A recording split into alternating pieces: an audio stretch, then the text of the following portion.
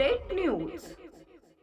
येळाबारा येथे दरवर्षी स्त्री शिक्षणाचे प्रणेते क्रांतीसूर्य महात्मा ज्योतिबा फुले आणि स्त्रियांना आपल्या संविधानात पुरुषांच्या बरोबरीने स्थान देणारे विश्वरत्न डॉक्टर बाबासाहेब आंबेडकर अशी गुरु आणि शिष्य यांची जयंती येळाबारा या ठिकाणी आयोजक शिव फुले शाहू आंबेडकर विचार मंच येळाबारा यांच्या वतीने दरवर्षीच व्याख्यानमालेचे आयोजन करून वैचारिक जयंती साजरी केली जाते.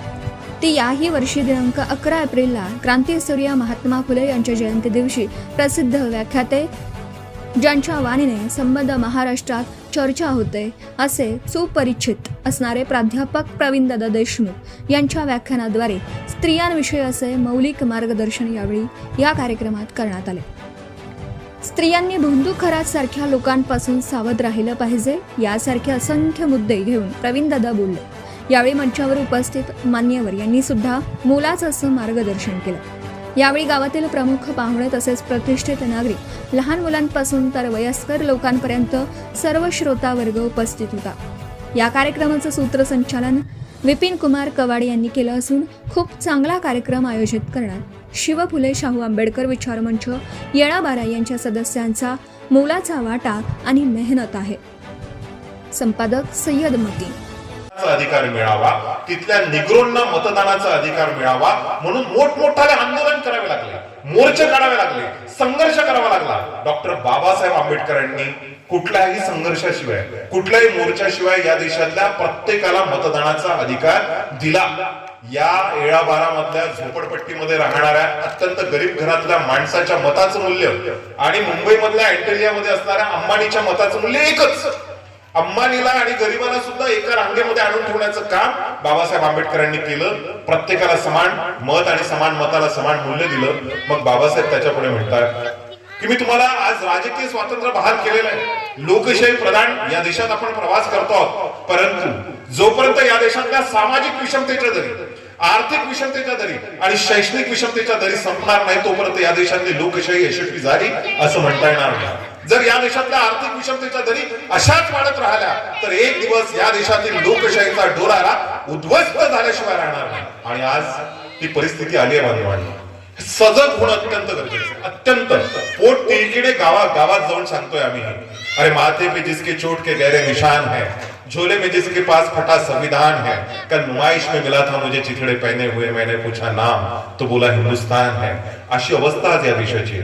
आर्थिक विषमतेच्या दरी किती वाढल्या तुम्हाला माहितीये? 1 रुपया, या 1 रुपयातले 70 पैसे तुम्हाला समजावं म्हणून सांगतोय.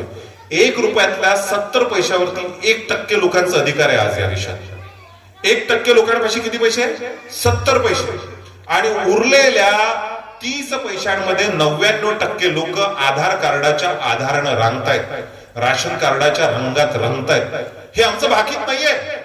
अरे त्यांच्या पोरांना जे शिक्षण मिळतं ते आम्हाला पण मिळालं पाहिजे. गाव कसा, वस्तीवाडा, तांडापाड्यातल्या प्रत्येकाच्या वाट्याला अंबानीचा पोरगा, टाटाचा पोरला, बिर्ग्याचा पोरला ज्या शाळेमध्ये शिकतो त्याला जशा प्रकारचं शिक्षण मिळतं. बाबासाहेबांना हे अभिप्रेत होतं, महात्मा ज्योतिबा फुल्यांना हे अभिप्रेत होतं. महात्मा ज्योतिबा फुल्यांनी 12 शाळा ओपन केल्या, महान मागाच्या शाळा ओपन केल्या, मुस्लिमांच्या शाळा ओपन केल्या, महिलांसाठी शाळा ओपन केल्या. त्या शाळांचा सिलेबस सुद्धा महात्मा ज्योतिबा फुल्यांनी डिझाईन केला. आणि महात्मा ज्योतिबा फुले म्हणतायत माझ्या प्रत्येक शाळेतला सिलेबस हा सारखा असणार आहे, तिथे ट्रेन टीचर असणार आहे. आज तुम्ही कल्पना करा या देशात शैक्षणिक विषमतेच्या दरी किती वाढल्या. नगर परिषद मध्ये, महानगरपालिकांमध्ये, जिल्हा परिषद मधल्या शाळा आणि मेट्रोपॉलिटन सिटी मधली म्हणजे आपण यवतमाळला जरी गेलो, पोद्दार असेल, सेंट अलायन्स असेल, वायपीएस असेल, तिथलं पहिल्या वर्गातलं पोरग आणि आपल्या गावातलं पहिल्या वर्गातलं पोरग यांना बसून बघा आणि तुम्हाला कल्पना येईल शैक्षणिक विषमतेच्या दरी किती वाढल्या. आमचे पोरं शालेय पोषणाच्या खिचडीतच मग्न आहेत. हे अभिप्रेत नव्हतं या लोकांना. समतेसाठी संघर्ष या लोकांचा. हा संघर्ष समतेसाठी आहे. तुझ्या घरात आणि माझ्या घरातल्या प्रत्येकामध्ये ती समता असावी यासाठी संघर्ष. म्हणजे छत्रपती शिवाजी महाराजांपासून सर्वांचा. शिवाजी महाराजांचं सुद्धा या ठिकाणी मला दिलंय स्त्री शिक्षण. शिवाजी महाराजांचं सुद्धा स्त्रियांविषयक धोरण किती ताकदीचं आहे. महात्मा ज्योतिबा फुल्यांचं स्त्रियांविषयक धोरण कसं आहे आणि बाबासाहेब आंबेडकरांचं कसं आहे. काय ताकदीचा संबंध आहे माहितीये तुम्हाला? म्हणजे ज्यावेळी छत्रपती शिवाजी महाराज 12 वर्षाचे आहे आणि इसवी सन 1642 मध्ये पुणे, सुपे, चाकण, इंदापूर या परगण्याची जहागिरी मिळाली. ते बंगळुरूवरनं, कर्नाटकातल्या बंगळुरूवरनं या ठिकाणी आले. जिजाऊ महासाहेब सोबत आहेत. जिजाऊ महासाहेब सोबत आहे आणि शहाजी राजांनी छत्रपती शिवाजी महाराजांना राजमुद्रा दिलेली आहे. ती राजमुद्रा अशी होती प्रतिपचंद्र लेखे व वर्धिष्णू विष्णू वंदिता शाहश्यनु शुभशैषा मुद्रा भद्राय राजते. हे तुम्हाला कळणार नाही, परंतु तो जाहीरनामा होता, जाहीरनामा. आत्ताच्या राजकीय पार्ट्यांचे वचननामे जाहीरनामे नाही, शहाजी राजांनी छत्रपती शिवरायांना दिलेला जाहीरनामा आहे की प्रतिपदेच्या चंद्रकोरेप्रमाणे शिवबा तुझे हे राज्य वाढत जाणार आणि लोक कल्याणाकरता झटणार असावं. आणि शिवबांचं ब्रीद होतं रयते स्फुटास लावणे आहे. ज्यावेळेस शिवाजी महाराज पुण्याला आले आणि पुण्याच्या लाल महालामध्ये छत्रपती शिवाजी महाराज राहायला लागले, बाल कोळ्या हातामध्ये मासाहेबांनी तलवार दिली. जगाच्या पाठीवर एक तरी माय दाखवा बरं मला अशी की जी माय स्वतःहून स्वतःच्या मुलाला मृत्यूच्या दाढेमध्ये ढकलताय. माहितीये तुम्हाला या महाराष्ट्रात कुणाकुणाची सत्ता होती? या महाराष्ट्रात आदिलशाही, निजामशाही, कुतुबशाही, बरीचशाही, मुघल, पोर्तुगीज, फ्रेंच, डच, इंग्रज या तमाम पातशाह्या होत्या. आणि त्या तमाम पातशाह्यांना तुला हाकलून लावायचं आहे. आणि या देशातल्या शेतकरी, कष्टकरी, मजूर, हमाल, गुलाम, शोषित, वंचित, पीडित, उपेक्षित, आबाल, वृद्ध, स्त्रिया, शेतकरी, कष्टकरी यांना अभय देणारं राज्य तुला निर्माण करायचं आहे. आऊसाहेबांनी शपथ घेतली शिवबांकडनं आणि हातात तलवार दिली. 14 वर्षाच्या पोराच्या हातात. ढोपरानं शेंबूड पुसण्याचं वय. आजही आपल्या गावातलं घरातलं कुठं 14 वर्षाचं रात्री 2 वाजता मुतायला लागले तर आईला उठवते. परंतु 16व्या शतकामध्ये जिजाऊ माँसाहेबांनी शिवरायांच्या हातात तलवार दिली आणि सांगितलं तुला या देशातलं शेतकऱ्यांचं, कष्टकऱ्यांचं राज्य निर्माण करायचं आहे. आज आपण प्रश्न विचारला पाहिजे. आपण फक्त मतदान द्यायला जातो. विठ्ठल वाघ नेहमी म्हणायचे आम्ही मेंढर मेंढर ज्याने यावं त्याने हाक लावं. 5 वर्षाच्या बोलीनं होतं आमचा लिलावं. दर 5 वर्षांनी फक्त आमची बोली लागते. कुठे आहे आमचा अधिकार? कुठे आहे?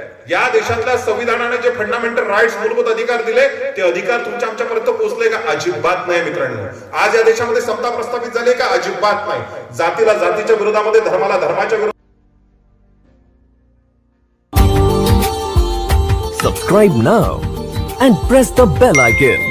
Never miss an update.